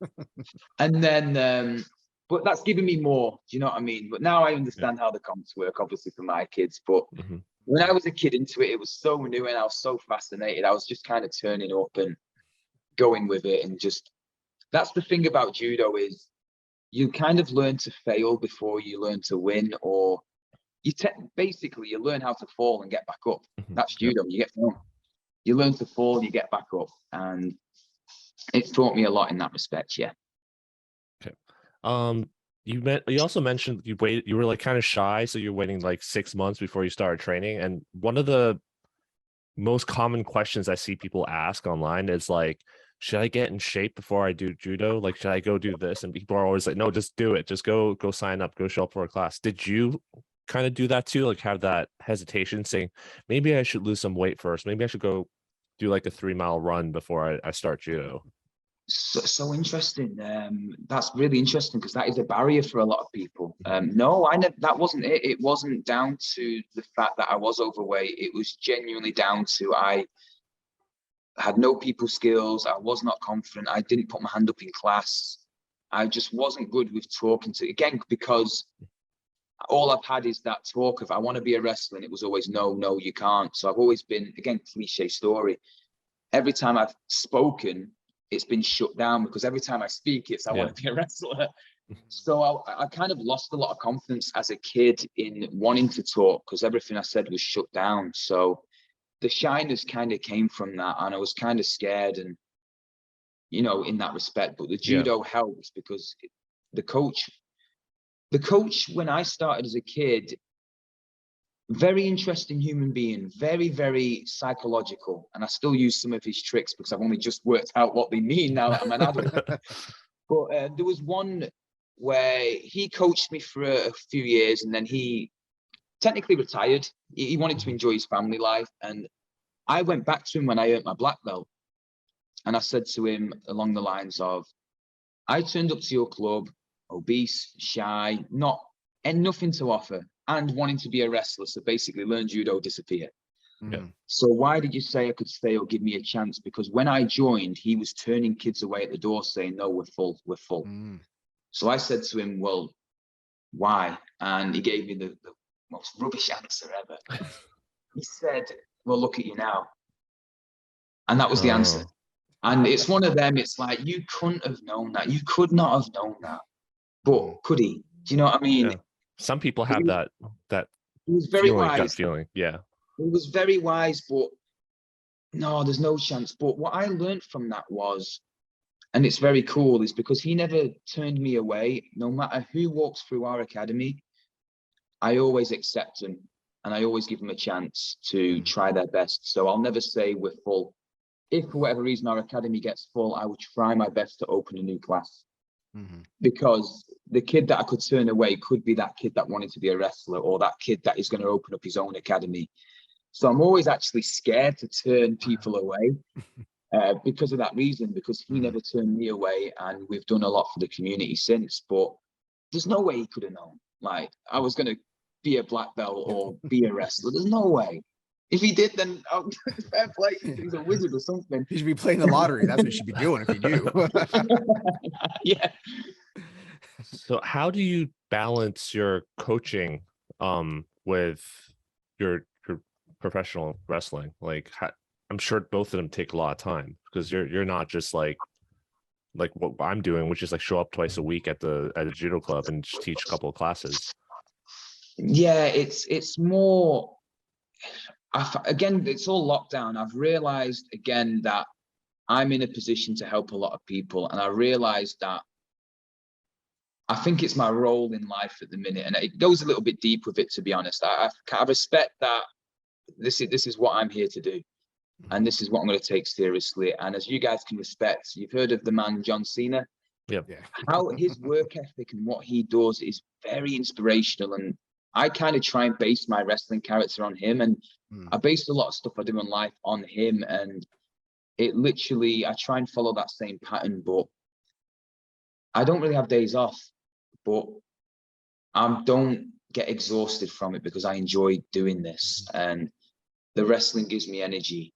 I enjoy doing this, like talking to you guys now. This is fun. Do you know what I mean? This is helping judo. This is selfishly helping promote myself, of course, but it's really cool to talk to you guys as well. But I genuinely enjoy this. So when I'm not at judo, I'm thinking about the next class and thinking about what we can do as the community. And then the wrestling is obviously separate. But in terms of being a wrestler, I try and keep what I do, and I'm very proud of, I try and keep my private life separate as well. So I don't really talk about my health, even though my health, very fortunately, is very good mentally, physically, and emotionally. I don't talk about my finances, and I don't talk about my private life. And that's what helps me through the wrestling and the coaching and stuff like that, is that I'm here in this moment enjoying being a wrestler. I'm here in this moment enjoying being a coach. And I can switch off when I need to switch off, because I'm not bringing them all together, if that makes sense. So if at any time I do want a private life, it's there when I need. And that's, I think, the best way for me to deal with it, because it is a very, very busy lifestyle, and it's very almost 24/7, but I genuinely wouldn't change it, because I realized that a lot of people would really enjoy or really would want to be in this position. So again, I don't want to just say, oh, I'm tired, or nah, I don't want to do this. It's a lot of people would be very blessed to be in this position. I totally understand, because it wasn't until like the last couple of years that I realized, when I was younger, I would always say like, oh, I don't have time for this. I wanted to do this thing, but I don't have time for it. But it wasn't until I started judo, and also I was doing Muay Thai and a bunch of other martial arts at the time, that I was finding all these little slots to fit training in. And like, I hate running, but ever since I started judo and Muay Thai, I started running because I wanted to get better cardio for competition. And then I'm like, wow, I packed my schedule so full, like I didn't know it was possible. So at that moment, I realized, before, I just made excuses for not wanting to do something because I didn't want it bad enough. And if you wanted to and you enjoy it, like you said, if you enjoy what you do, you'll find the time for it. So yeah, that's No, exactly. I think that's great. And like you said, judo gives us that. Judo just gives us, like I said, the skills, and there's so much, like I said, mental resilience as well is what judo gives you. So I'm very fortunate that I don't again, it goes quite deep. I don't really experience sadness, which is weird. Because judo, again, the amount of times that I've lost in a judo comp, I kind of deal with it. Now, I always go into a judo comp when I did compete to go for gold. When I got gold, it was expected. But if I ever, say, didn't get gold, I would understood how to build myself back up. I accepted it. So I was never a sore loser. I never went in to lose, but if it happened, I learned how to build myself up. And that's helped me again in business and in life, because you fail at everything. And if you're not failing, you're not doing it right. You know, you've got to fail. It is part of success. It's not separate. So every time I fail, it's, again, cliche, it's a learning curve. And it's the same, you know, what's important, what's the priority. But that's the thing that I keep saying is I'm genuinely put on this earth to make a difference for children. So they are my current priority. And then I'll base everything else around that. But I've not gotten bored of it yet. I don't know if I ever will. I don't know if I'll ever get, say, fed up, tired. I don't know, but I'm loving it at the minute. And whilst I am loving it, I'm going to keep pursuing it and obviously I respect as well that I always say it for a laugh at the academy that I can't wait for one of you kids to take over and take this away from me. And we always say it for a giggle, but that probably will happen. Say 10 years down the line, I will give the club to one of them and just say, this is yours now. Do something with it. Yeah, see you later. I do have a couple more questions. Please, yeah. So when you decided to transition to coaching from a competitor, when you realized that, what did you do to prepare yourself for that? Like, did you feel like, I'm ready, I've had the competition experience, I'm just gonna go ahead and start coaching? Or were you like reading books or asking for advice from other coaches that are in the community? Like, what kind of stuff did you do to prepare for that? It's I wouldn't say it's by accident, this one. That's the theme for this podcast, is everything's happened by accident. But it was all the same time as my competitive career was coming to an end, as I was getting deeper into coaching and as I was becoming a wrestler. I realized that the wrestling was taking more time, but I didn't want to take it away from me as a coach. So I kind of something had to give. So the competitive stuff, I competed in a tournament and I used to fight under 81 kilograms, which I don't know what that is in pounds at the top of my head. If you it's like 170, it's like 170 something. Yes. Yeah. So I'm probably about 190 right now because I'm enjoying maybe a bit more pizza. But I used to compete under 170 pounds and the weight cuts were getting tougher. It was harder to sustain that weight. But I used to really thrive at competing at that weight and I used to always do well. And I did a tournament where I was very fortunate to storm through to the final. I won most fights under 10 seconds. The other chap that was heading to the final, he won every fight in under 10 seconds. And it was me and him in the final. And all my teammates were going crazy, cheering. All his teammates were going crazy, cheering. It was like wrestling. It was like it was all scripted. It was back and forth. And he got a score up on me. It was a Yuko at the time, I believe, or it was Ari, but it was, I don't remember the rules back then. It was only 4 years ago. And he ended up winning on points because he got that score. But I was so satisfied. And it was and it's still to this day, again, even though it was silver and not gold, it was my favorite fight I've ever been a part of. It was my favorite tournament. And I think if I got gold, it wouldn't have been appreciated as much as I appreciate it.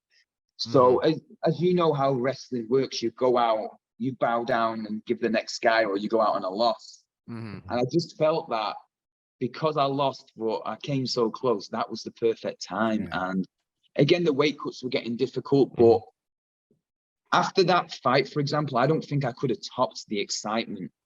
So my desire for competing was slowly dying after that fight.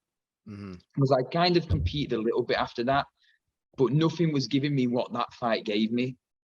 And I was as a competitor, because I went on a crazy losing streak as a blue belt. And then when I got my brown, something switched where I was a bit more, and it was very unnecessary, but I was very aggressive as a competitor. So I won a lot of competitions based on just aggression, not skill, not technique, just aggression and fitness. But I got to the point where that was winning me more contests. So I always thought mental wise, I had to go in with that aggression. And when my judo kids were competing and I'd never told, you know, they were doing it with finesse and skill, I realized that I can't compete because my mindset has shifted more to calmness. And it's very, very weird, but I feel like if I was to compete again, the only thing that would give me the confidence to win would to go back to that aggressive. And I know for a fact that won't work. So it's kind of that weird dilemma. And the emotion as well, guys, is the emotions was stopping. So if I won gold, it was more, well, that's what I trained for. That's what I expected. There was no emotion.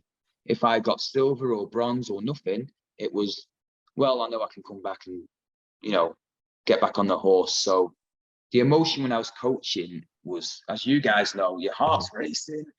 There's more emotion. It's a roller coaster. It's kind of out of your hands. And I was experiencing great emotion. And I just grew very, very passionate.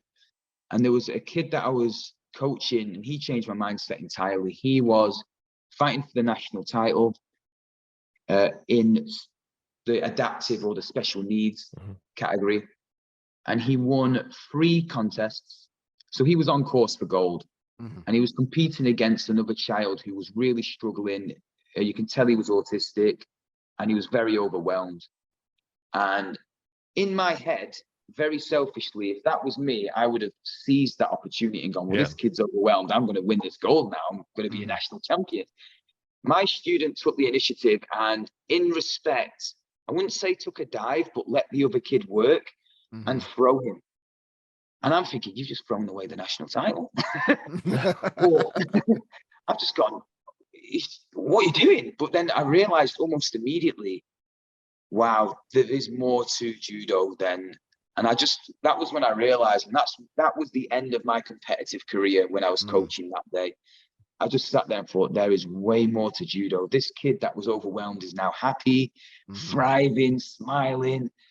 And I'm just sat there going, wow, I can never compete ever again in my life. There's just so much more to judo, as you said, than just going out there and winning medals and trashing people. And I learned a very valuable lesson there. Like, I don't think I was ever good at judo. I think I was just aggressive and had good fitness. So that was literally the day where I bowed down and said, you know what, I don't want to compete again, because that was such a special, lovely moment for my student there, and for that kid that he really helped confidence wise. He sacrificed, to be fair, he actually still got his national championship. The ref, they, you know what I mean, it all they worked it out.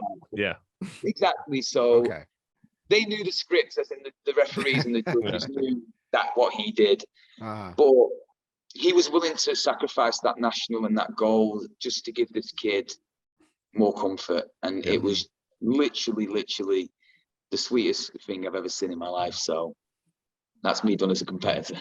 That warms my heart. That warms my cold heart. I can't do that. I'm done. I can't. I'm too soft now. I've gone too soft. See, I always tell Juan that, like, for me, I lose a lot, and I'm like, I want to win with a throw that I want to do, and not the one that I'm most comfortable with, or like you said, with aggression and everything. But he's like, I don't care. I just want to win the medal. Whatever's in front of me, I'll take. Whatever I see, I go. That's for me. Like, oh, I want to win my Taitoshi. Now screw that. If Taitoshi comes. Whatever I get. So in your club with the more recreational and, like you said, the adaptive, or maybe someone that's started later in life, like in their 40s, 50s, or 60s, how do you handle the promotions? Like, is there a path to black belt? Because I know right now that's a very, well, at least here in the US, it's a very contentious debate about, well, all these people shouldn't be able to get in black belts. They're giving out black belts too easily. Like, what is your stance on that, and how do you handle that in your club? Very interesting. And I didn't know it was similar in the US. So we're all kind of the same, especially myself, where we were brought through judo. You fight for your grades, you fight for your black belt. You know, if you break an arm, you've still got another arm, you carry on. Yeah, exactly. I like that. We still have that in us. But yeah, you're absolutely right. And it's very hard to, if someone has a black belt, that respect to them, but I see where you're coming from in respect that, well, you didn't do what I did, or you didn't. Are you really up to that standard? It's very, very touchy subject, and it's very tricky to work around. So we, again, pride ourselves on trying to keep that standard alive. So we respect, okay, who have we got in our club that want to pursue a black belt, for example? And do they want to stop at black belt, or do they want to continue? You know, I don't want you to get a black belt and run.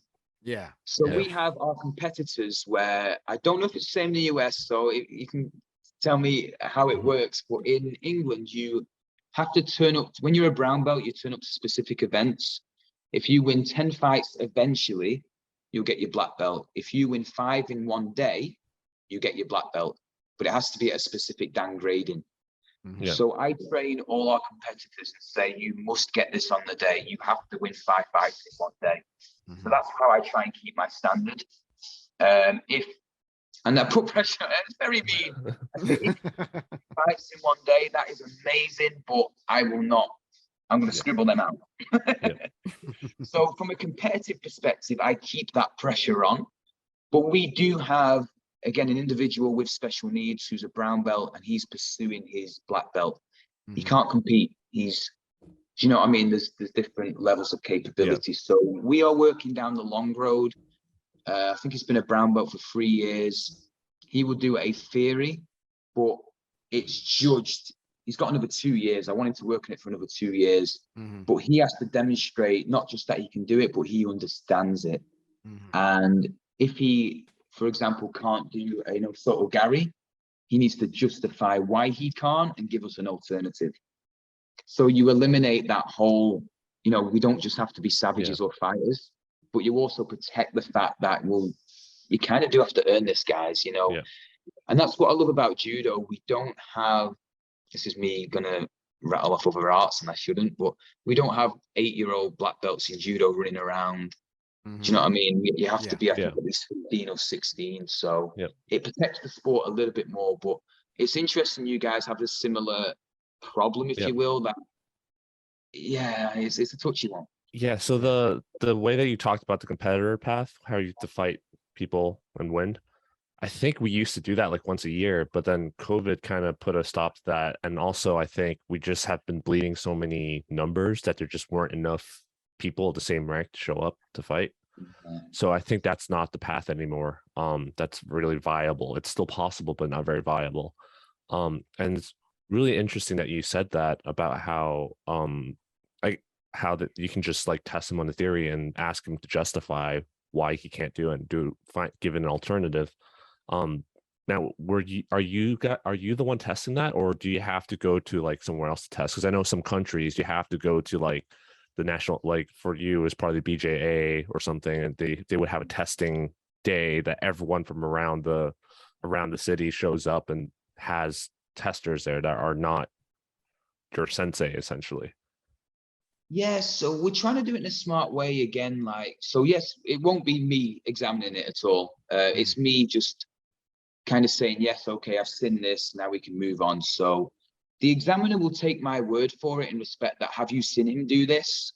But that could get abused by the wrong coach, if you know what I mean. Obviously, I'm going to say, well, yes, he has, or no, he hasn't. But that could be abused, that perspective. So hopefully that can get ironed out a little bit. Yeah. But no, so what I'm doing with our lad at the minute, he's got his brown belt. So I said to him, we're going to go through all the technical syllabus. I'm starting at red belt. When you complete everything on red belt, I only need to see it once, because again, he'll forget by next week, bless him. Yeah. He'll forget. So once I've seen everything on the red syllabus, I'll give him a red tag.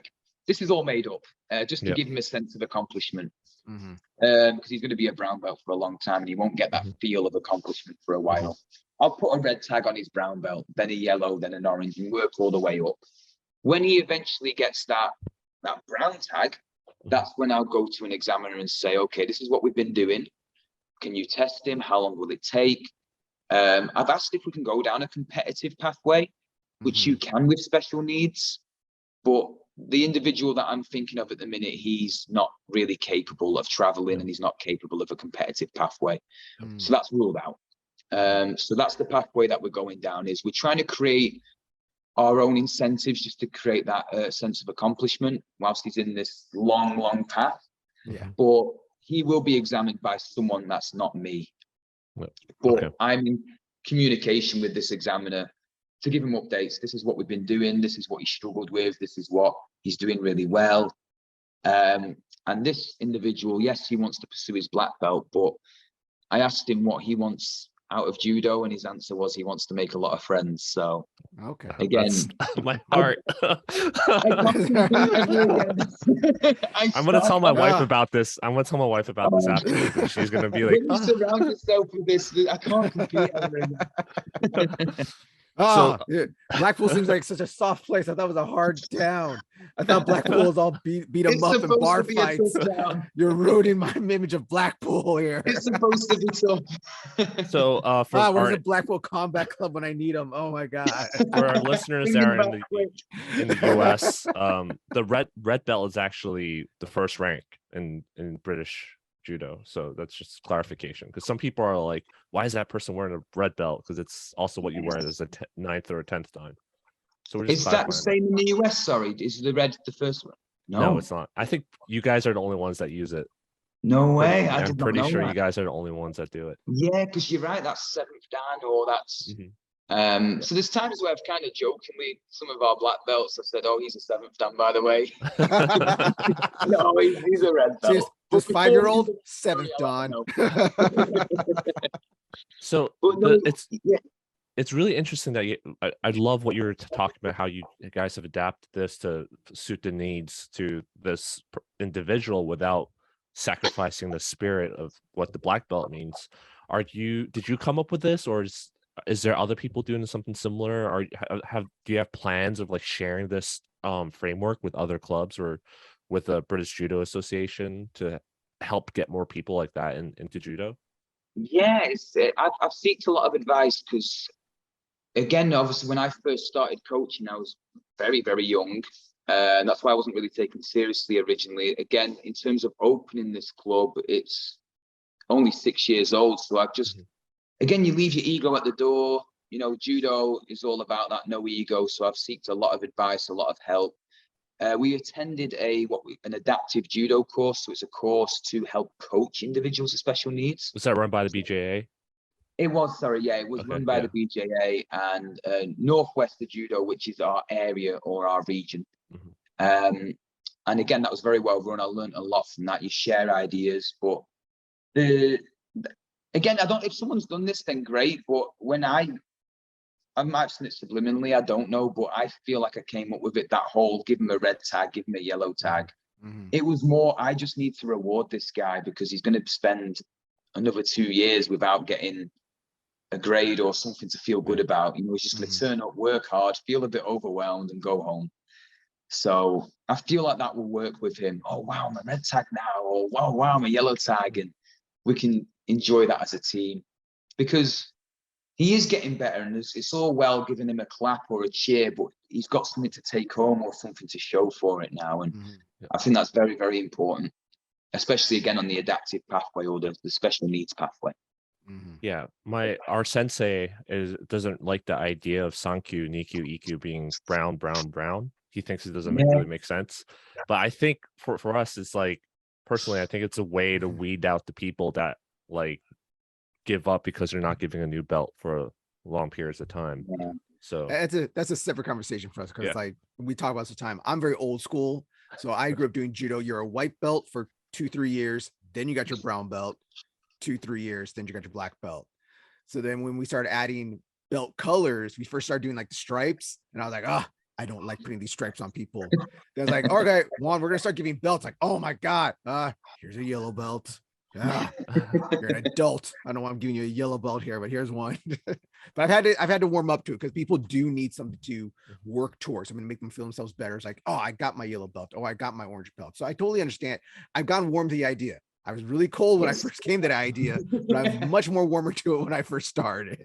So it's probably last question about the promotion, but do you use something similar for the more senior veterans, like senior judokas that start? Like, do you still test them on theory if they're not able to compete because of injuries, or they just can't, or they don't want to? The way we do it, and I do the same with our children, is you do not have to compete in judo, but if you do, the chances of getting your grade will be quicker. That's how we do it. So we prioritize our competitors. We treat them like superstars or heroes. If you compete, you're a hero of the academy, you're a superstar of the academy. And it encourages children to compete without putting pressure on them. But that's the way we've done that in that respect. And again, it protects the grade. In terms of what they actually need to do, all they need to do in England is know their theory and they can get graded. I refuse to do that. I say, if you know your theory, that's fantastic, but I don't really care. You gotta be on the mat. Like I said, I'm old school. You gotta be on the mat. You gotta show me some on the mat. You gotta do at least rondori. You gotta do at least do some rondori every now and then.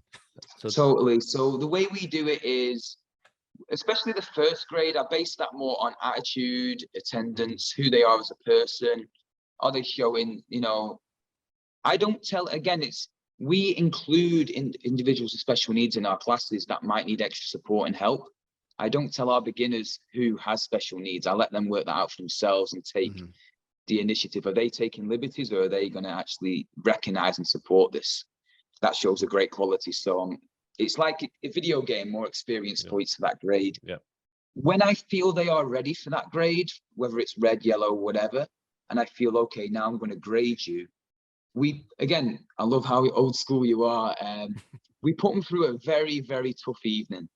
So by rights, they have everything they need and they've done enough to have this grade, but they need to show me something in the immediate, in the present. And we put them through a very, very hard evening, to say the least.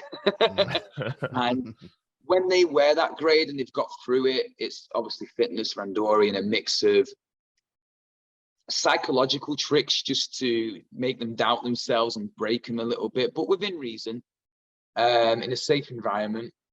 When they put that grade on, they go, you know what, I genuinely earned this and I can be proud to wear my red belt or my yellow or my orange, regardless of what grade it is. I can be very proud. And I always say to them, when you go to compete, again, especially in England, there's a lot of individuals that will get their grade based on the theory. So when I always say to them, no one's done what you've done to get that grade. So you should never let grades or the color of the belt phase you if you're in comp. Again, because a lot of beginners do, they'll look at a blue belt and go, oh my God, he's a blue belt. We don't do that. We just see a white belt or a black belt. It doesn't matter to us. Beginners do get that. And when they put that grade on, they go, you know what, I think Rossy's right. I don't think anybody's done what I've had to do to get this. Whether it's true, who knows, but at least it instills that confidence, because it was a very tough pathway for them. And again, as you guys said, it protects the sport a little bit. It protects the grade, gives it meaning. Instead of me saying, well done, you've done a few techniques, here's a handshake, here's a red belt, thanks for coming. It just protects it a little bit more. And because we're old school and we've been through like that pathway, it's kind of cool just to put someone else through it. And I just a little bit of that. I always say when I give people when I give you a hard class, sometimes I do a hard beginners class, but this is how I learned. All right. That's the one. I think he's back, coach, or back in my day. This is how I learned. Now do it. So my last question, you already kind of talked about your goals as a wrestler, but for judo, do you have any long-term goals? Like, what's next? Like, are you just happy running this academy and then eventually passing it down to someone, or do you have any plans to maybe open another one, or create a more competitive coaching program, or maybe expand that adaptive judo program you have?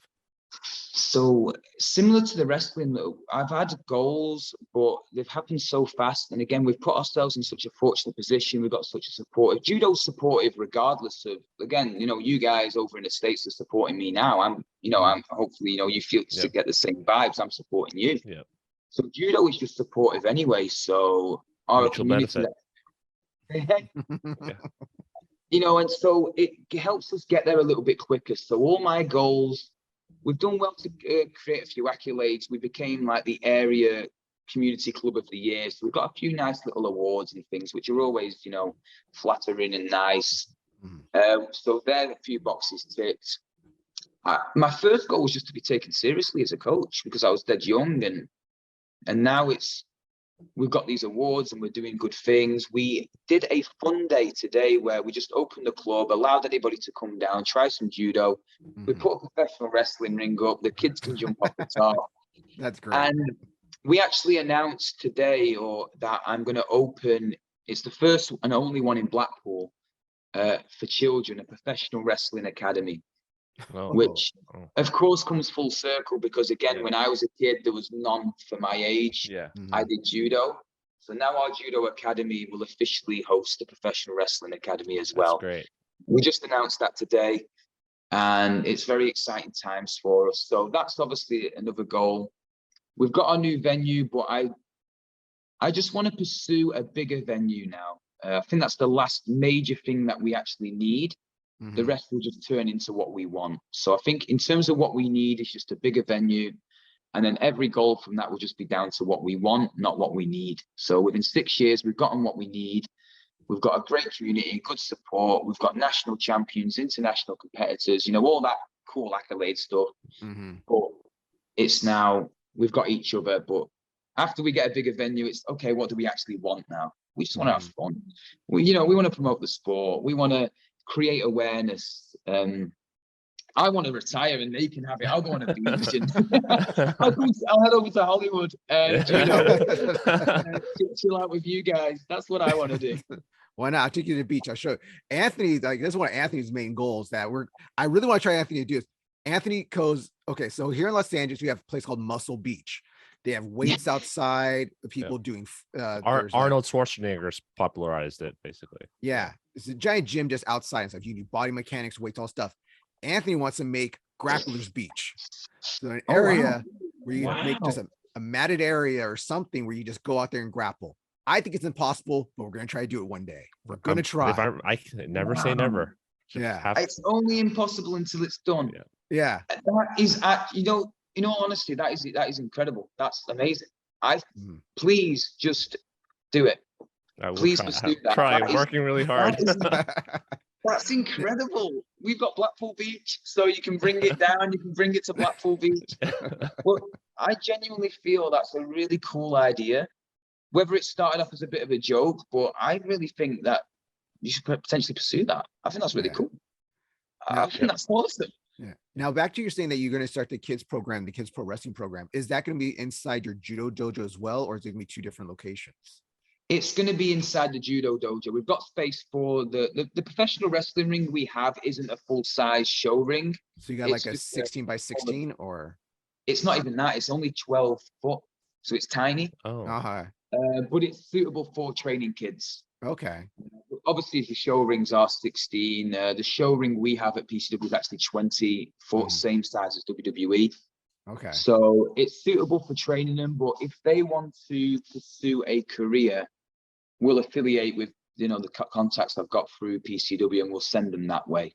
Okay. But in all honesty, this wrestling academy is all by accident, guys. Another accident again. A wrestling ring fell off a truck and it fell right in front of my dojo. So I was like, I'll take it. It was more, hey Ross, there's a wrestling ring for sale. Do you want it? And I said no. And then I jokingly, it was for sale for quite a bit of money. So I jokingly, just to keep my friend's mouth shut, offered him a very ridiculously low number, which they accepted. Wow. It was very, very low and very silly of me to offer that, but they accepted. And I was like, I kind of have to pursue this now. All right. So in a way, that genuinely was kind of by accident. We got the rep, but as you guys know, everything's gravitating towards us because we're having fun. It's the same with you guys, everything, we're just having fun with this, guys. And, it's obviously cool to network and share experiences. But like I said, well, first of all, I'm sorry for the audio's messed up with the dog running around. No problem. But hopefully as well, sometime in the future, because again, selfishly, it's been talking a lot about myself being the guest, but I'd love to obviously chat to you guys and get to know you guys' story and, you guys a bit better as well. That would be cool sometime in the future also. Yeah. Hopefully next time we do this, because you did all this in 6 years. Maybe we'll talk to you in like 6 months or another year. And next thing you know, like hey guys, I run the BJA now, and I have this like wrestling program. In 6 years, I expect to see this guy walking down at WrestleMania, main eventing. All right. I want him versus Drew McIntyre main event. All right. That's what I want. WrestleMania, 6 years. Let's do it. Let's do it. All right. That was my last question. So that was really fun. It was a great interview. I really enjoyed this. Thank you again for being on the show. We really appreciate it. No, guys, honestly, thank you so much for your time. Thank you for your efforts, for obviously pursuing and obviously being in contact. But I can't thank you enough. I've had a blast, to be honest. I've had so much fun, and it's been cool to think about past stuff as well. But like as I said, we'll definitely talk again in the future. But I can get your guys' story, and we'll definitely stay in contact, guys. So we have one last question. Oh, sorry. I'm planning a trip to Europe, so I'll definitely make Blackpool one of my stops. Yes. Yes. That's the next goal, guys. I'll come to you guys. You guys come to us. Put it down. All right. So we have one last question we ask most of our guests now. We're trying to ask all our guests if we remember. So you're a pro wrestler. This is a really fitting question for him, actually. Well, it's one thing because you already have a theme song you come out to at PCW. What's the name of the song? I just forgot off the top of my head. What do you come out to in PCW again? It's again a very English song. It's Song 2 by Blur. So it's the yes. And it's funny. Every time and it's funny to me because every time I hear this song, this is just my MMA now coming out. I always think of Michael Bisping because Bisping used to come out to that song all the time too. Totally. That's where I got it from. That's where you got it from?